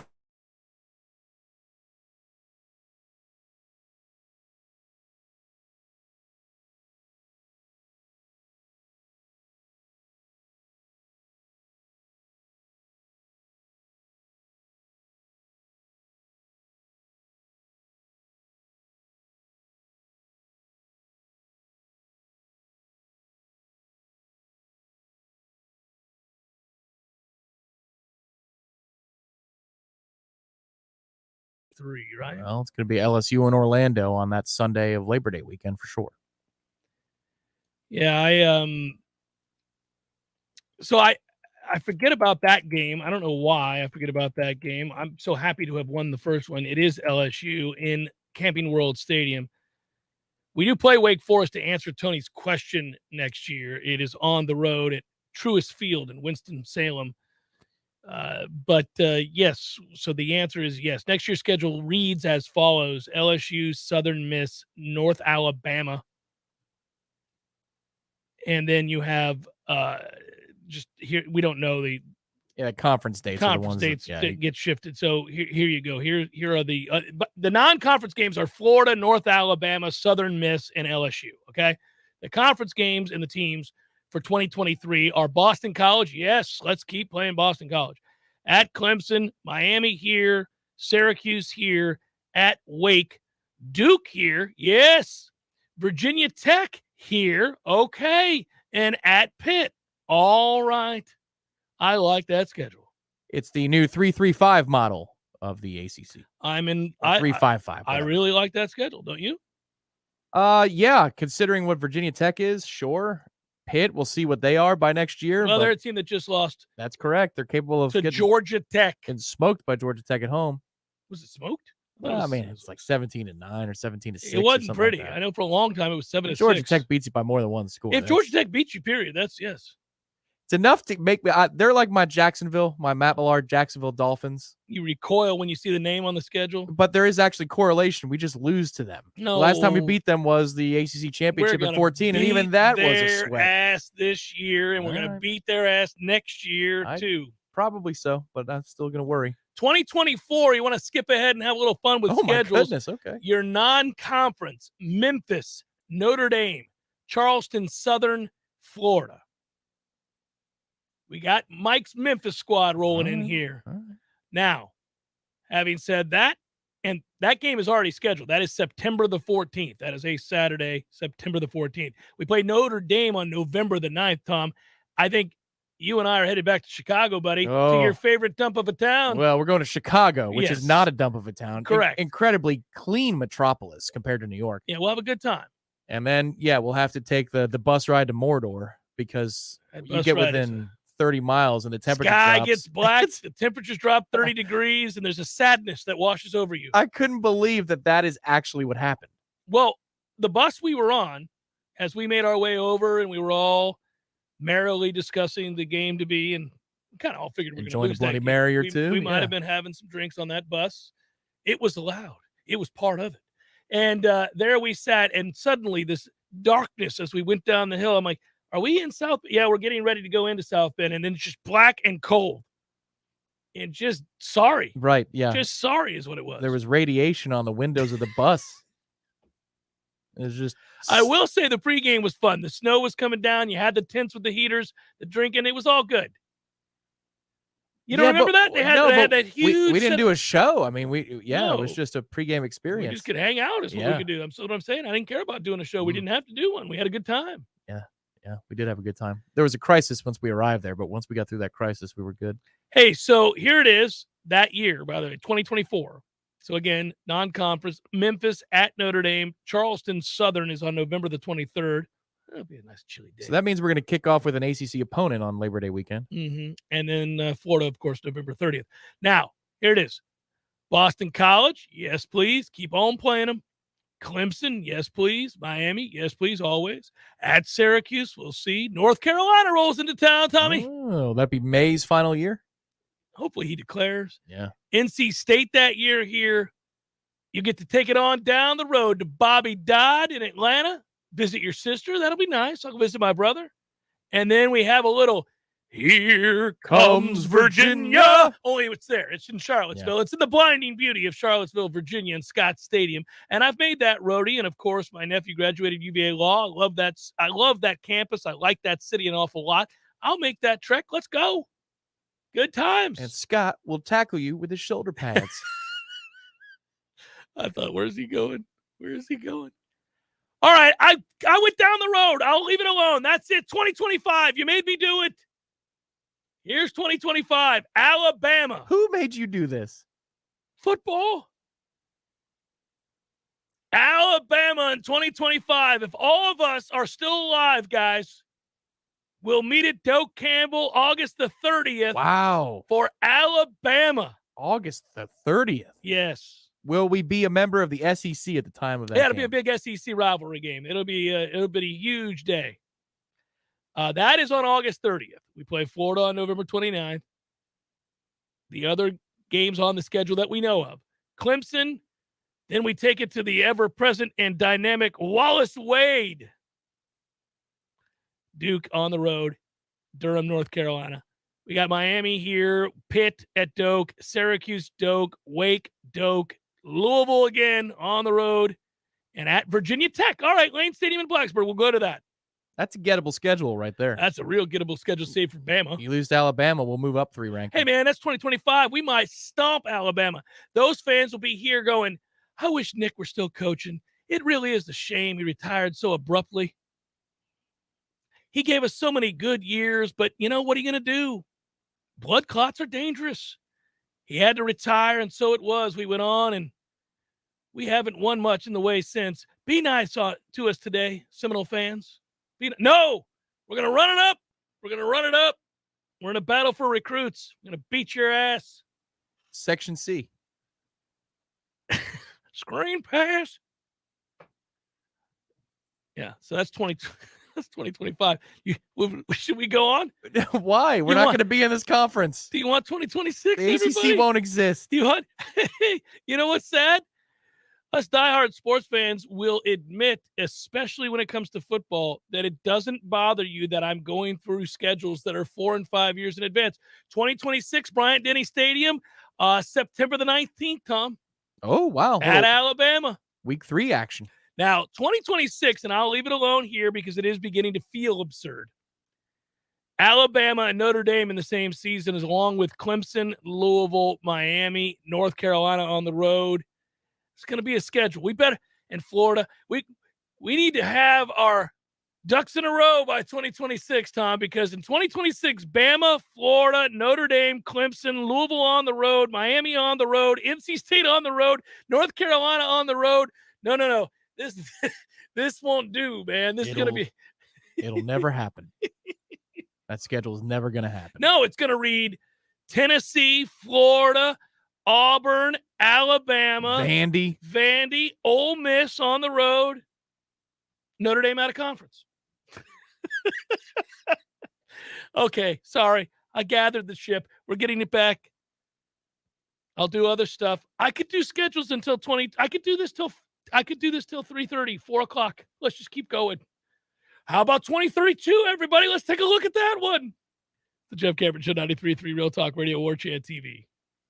Your local news now. The Tallahassee Police Department made an arrest following a shooting that took place Tuesday afternoon as a result of the suspect being upset over rental charges. Officers responded to the 400 block of Putnam Drive just before 1 p.m. due to a female victim being shot. After investigation, Ernest Lawson, 33, was arrested shortly after the shooting and taken into custody without further incident. It was determined that Lawson approached the victim after waiting for her to arrive to work and shot her as she exited her vehicle. Lawson was reportedly upset over the rental charges. The victim was later transported to the hospital for serious injuries. This is an ongoing investigation. 3 dozen kittens rescued in the aftermath of Hurricane Ian now have new homes in Tallahassee. They arrived at the Leon County Humane Society Monday night, brought in from a shelter in Fort Myers that was overwhelmed by kittens. About a dozen people volunteer to care for the kittens until they're ready to be adopted. This is Rachel Lene with your Real Talk 93.3 local news update, brought to you by Macklemore Systems, Tallahassee's go-to Mac store. Check them out online at MacklemoreSystems.com. This is meteorologist Paul Trombley with your Real Talk 93.3 weather update.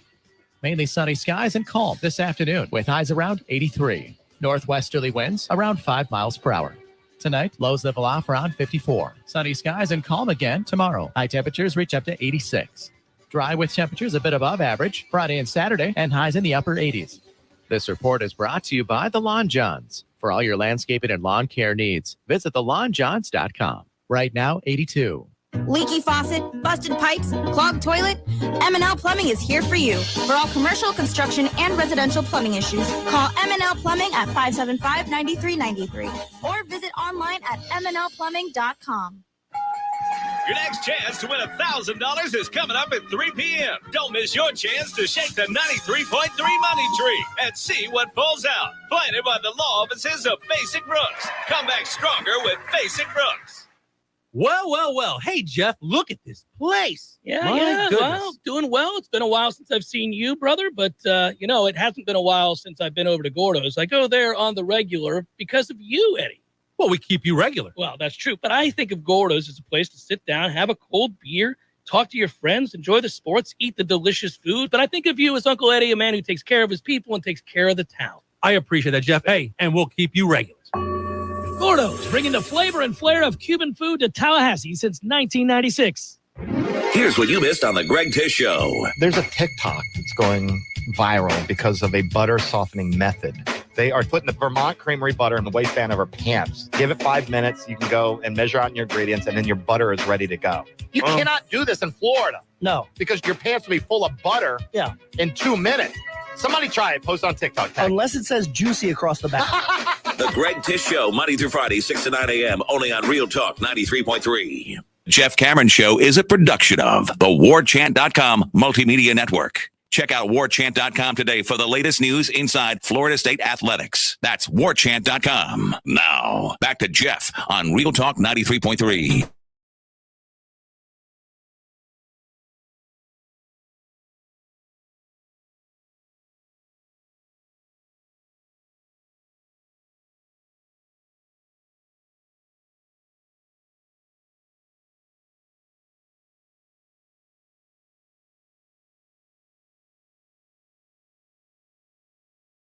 Don your Cole Beasley jersey after the sudden and sad announcement of his retirement. Oh, really? Yeah, no longer a Buck. He's called it a day. Congratulations, Cole Beasley. What a wonderful career in Tampa. Distinguished. He did move the chains in his first game one time. I'll never forget that time. Yeah. I'll never forget that time. I can't talk about it too much. Yeah, you get choked up. It's tough. But, that's part of it. These guys, they come and they go. You got to prepare yourself for it. They're not going to play forever, Tom. First, it's Cole Beasley, and then it's Tom Brady. I mean, we got to, They're always talking about the money that they saved for maybe getting Gronk back. But, did Ndamukong sign anywhere? Is he available? Is he on the streets? You are bringing up a valid point, given how out of nowhere Vita Vea has, gone away and not mattered in the slightest without Ndamukong alongside. It's something to behold. He is still walking the streets, and he's interested in playing for a contender. Let's go. Yeah. Let's go. Hey, you want a piece of positive news in passing? We always like when things like this happen, but we oftentimes don't stop to find out, what actually happens with the money, right? The FDA just approved a new drug to treat ALS, and it was funded by the Ice Bucket Challenge from a few years ago. Really? Yeah. Okay. How great is that? Because that thing was annoying. Yeah, so I'm glad I did it too. Bud Elliott sent it my way. I had to do it online there. Did you? Yeah, and I did it. Froze my ass off. It was surprisingly startling to a degree by which I guess my brain didn't wrap its head around, because I was like, oh, this is going to be cool. This is going to start. It was tough. Now you know what it feels like to win a Super Bowl. But I think that's really cool, by the way. That's awesome. Yeah. And there's so much bad news out there all the time. I thought, hey, I'll pass this along because I thought that was a great story to read this morning.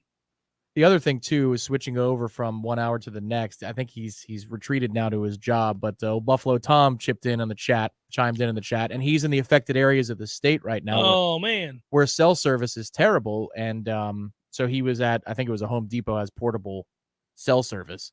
And he had said, good on Warchant for supporting the Red Cross, because on the ground he's seeing the first difference class that they're making. Yes, first class assistance that they are providing. So Buffalo Tom and everybody else who is affected listening to us via podcast or right now or wherever, we're thinking of you.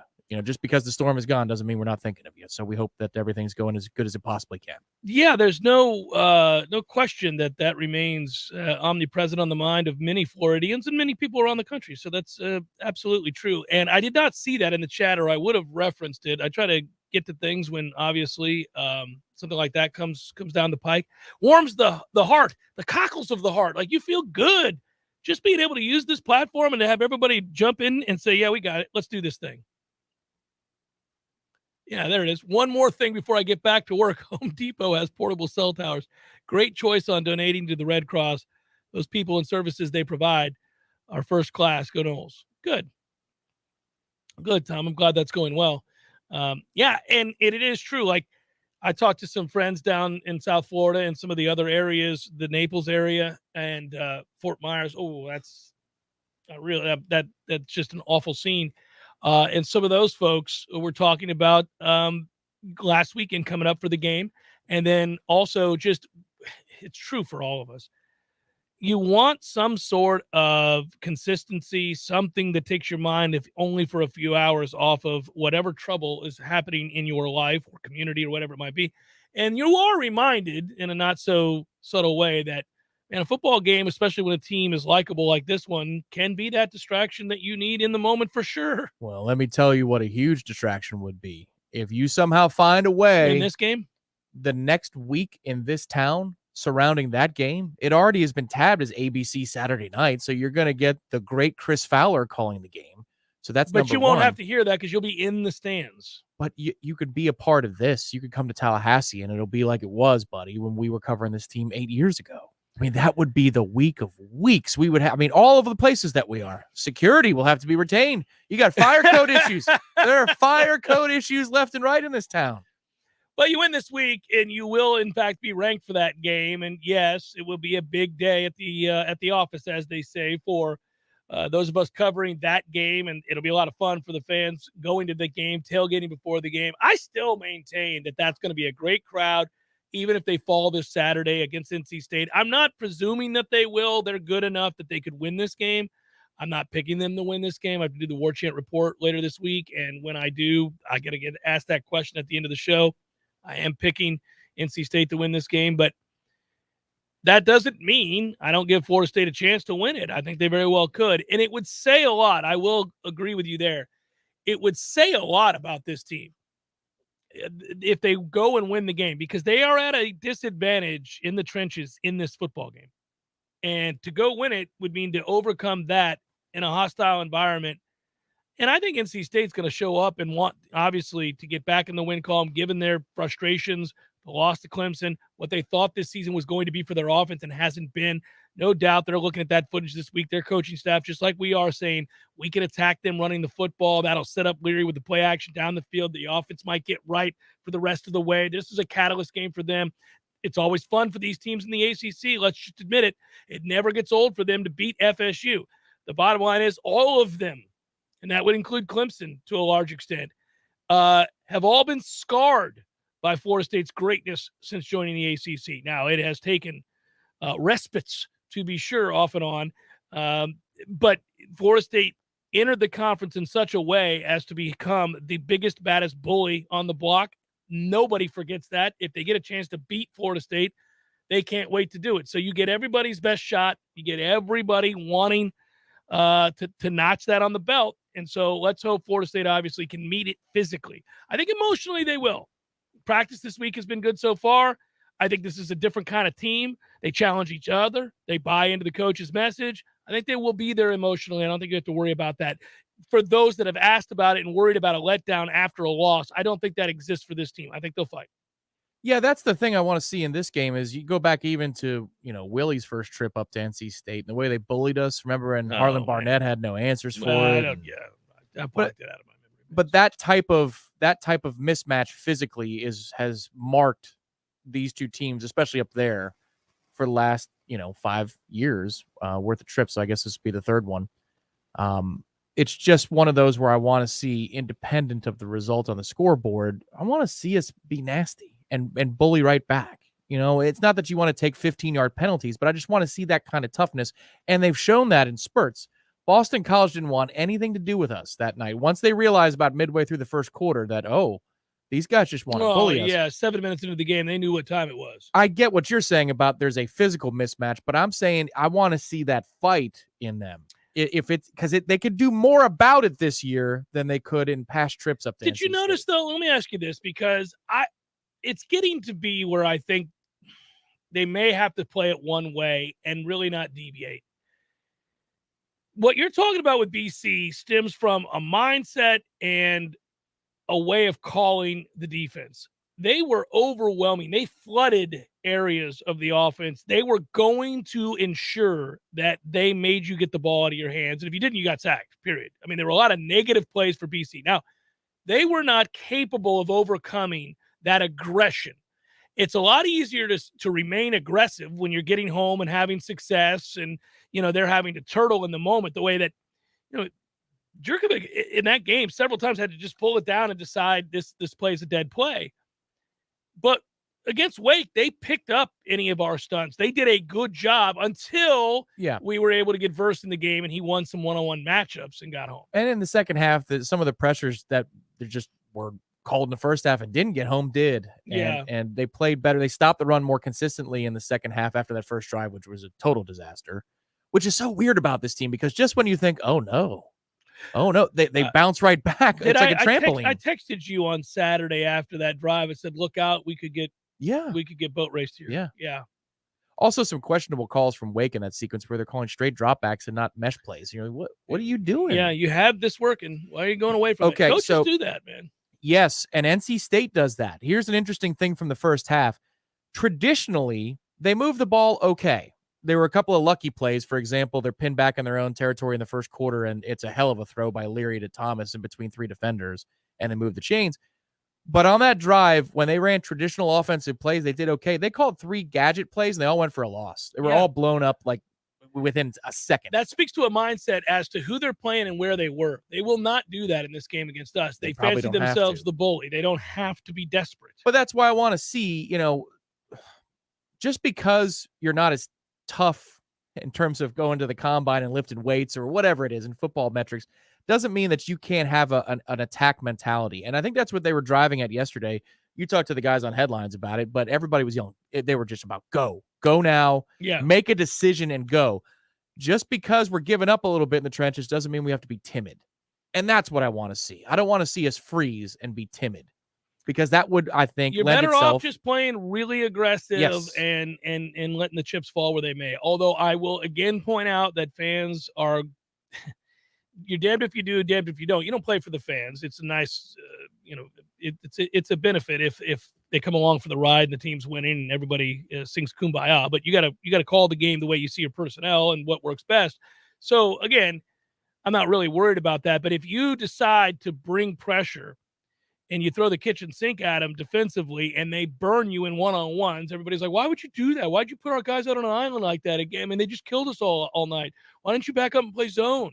And then if you're playing zone and you keep everything in front of you the way we did against Wake, like, well, this defense is just, first down after first down after first down. So nobody's ever happy. I mean, I get it. Sometimes there's a time to be critical and there are things that you could do differently that are worth pointing out. It's just, no, there are 4 or 5 plays defensively that you just go, you got to be kidding me. Make the play. Finish the play. You're in position to make the play, or it's in the chains. The situation is 3rd and 10, 3rd and 11, 3rd and 9.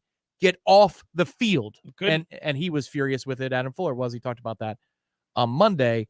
But if the offense did its job and they didn't go empty in 5 consecutive possessions and 6 out of 7, then you're probably liking the approach. You're saying, way to contain them.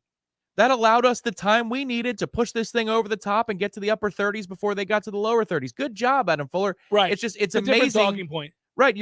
I think you're perceiving what the defense did completely differently if the offense does what we expected it to do. 5 empty possessions after your first drive is no way to win a football game against a team that you're outmatched in 2 key areas. Score on 2 of those, and Fuller is a star of the game, not a goat of the game. Come back and wrap it up momentarily. Jeff Cameron Show, 93.3 Real Talk Radio, Warchant TV. He's keeping you comfortable. This is Kyle, Service Manager from Barano Heating and Air. Schedule an appointment from your mobile device to learn about our Total Comfort Service Program. With guaranteed same-day service, 15% off necessary repairs, and $25 berry books to use towards air filters and other products. Turn to the experts at Carrier and Barano Heating and Air. Any day, anytime, anywhere. Online at baranoac.com. Florida license CAC 1816-186. Over 50 years ago, when Paul Nicholson founded Paul's Termite and Pest Control, he had one goal in mind: provide the best service possible to his neighbors so they felt like family. Your problem was his problem, so today it's our problem. Paul's service area is our home. It's where our kids go to school, where we shop, and where we get involved with community organizations. So if some out-of-town company knocks on your door and begins pressuring you to sign an agreement for termite or pest control, you can bet on a few things. Number one, you'll never see that person again. Number two, your technician is likely to change often. And number three, your money will not stay in North Florida. These companies are sending your money to home offices in Atlanta, Orlando, Salt Lake City, or even Great Britain. Paul's Termite and Pest Control knows local means something to you. The health of your Tallahassee home, family, and pets is our number one priority. For the elimination of termites and pests and a greener lawn too, call your local company with local solutions. Paul's Termite and Pest Control. Hey, no fans, our partner ISF Inc. is a national management and IT consulting firm located right here in Tallahassee, Florida, solving the future for state governments through strategy, process, and technology. As a trusted advisor for state governments, ISF knows the importance of defining a clear and detailed strategy. Our friends at ISF can help your organization create a strategy that sets you on a path to success. ISF, your vision plus our expertise brings your brilliant ideas to life. Visit ISF.com to learn more. ISF, solving the future. Let me tell you what T-Spark stands for. It stands for strength, commitment, teamwork, and heart. We don't ever quit until we've got nothing left to give. Our team is unstoppable. Want a guaranteed win? Call T-Spark Enterprises for your next roofing or construction project. We conquer all peaks. TSparkConstruction.com. License number CCC 1331204. We all want more energy, more strength, more results. Well, welcome to Orange Theory Fitness as you take a step towards feeling more alive today. Backed by science, Orange Theory's heart rate monitored workout is scientifically designed to keep heart rates in a target zone, spiking metabolism and increasing energy. Orange Theory Fitness is a one-of-a-kind group personal training workout resulting in more energy, visible toning, and extra calorie burn for up to 36 hours. Experience a more vibrant life today with Orange Theory Fitness. To find out more, go to orangetheoryfitness.com. Jeff Cameron Show is a production of the Warchant.com Multimedia Network. Check out Warchant.com today for the latest news inside Florida State athletics. That's Warchant.com. Now, back to Jeff on Real Talk 93.3.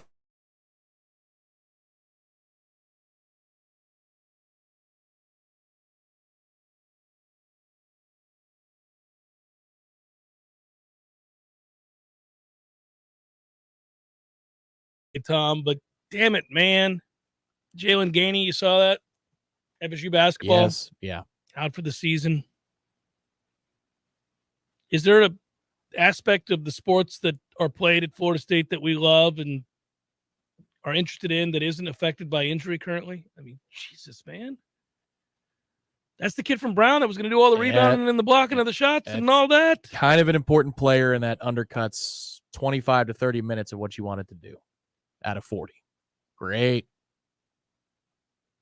I'm really pissed about that. I really am quite angry about that situation. Should be. I don't want to, prattle on and on and on, but I'm like, damn it, man, that is not what we do. What we do to help offset some of that frustration is before we get to probables, we talk about a great place like Tallulah, where you go by, get you a juicy juice, feel pretty good about that. Maybe you float in the weightless salt water there. You hang out. I don't know if it's your cup of tea or not, but maybe a little Delta 8 while you're floating, huh? Hanging out. Get out of there. You dry off. Grab another juice. Real Delta 802. There are 3 Tallulahs in town. Go learn more about it. There's everything under the sun there to help make you feel better. I'll just put it that way. Lots of feeling good at Tallulah. Here's to feeling good all the time, buddy. Probables fired up. It's time for, how you say, with the pitching probables? There's actually a game underway. Blue Jays Orioles in the 7th, 4-2 Toronto. The rest of these are all this afternoon at the exact same time as Tom mentioned earlier, or thereabouts. Game 2, Blue Jays Orioles later today. Angels Athletics. You can do it, Jeff. Aforementioned Shohei Ohtani to set a record in terms of being eligible to win the ERA title and batting average, home run title. Go for it. He's not playing anymore. Yeah. The A's will throw Ken Waldachuk. Cardinals, Pirates, doesn't matter, TBD, and Johan Avedo. We got the Yankees and the Rangers, Domingo Germán and Glenn Otto. Hey, I'm Glenn Otto. Welcome to Glenn Otto. Cubs, Reds, Adrian Sampson, Graham Ashcroft over there kicking it with his foot from behind the tree. Royals, Guardians, Jonathan Heasley, Aaron Savali. We got Nats, Mets, Eric Feedy, Trevor Williams, formerly of the Pirates. Not any good. He's okay. Tigers, Mariners, Tyler Alexander, Marco Gonzalez, Giants, Padres, John Brabia, and Craig Stammen. Rays, Red Sox, Josh Fleming, Nick Pavetta. Phillies, Astros, Bailey Falter, Framber Valdez. Glad I got that Framber in there one more time. Twins, White Sox, Louis Varland, Davis Martin. Braves, Marlins, Jackson Stevens, Elcier Hernandez. D-backs, Brewers, Merrill Kelly, Corbin Burns, and finally Rockies, Dodgers, Austin Gomber and Clayton Kershaw. And that is a look at those that shall reside on the bump.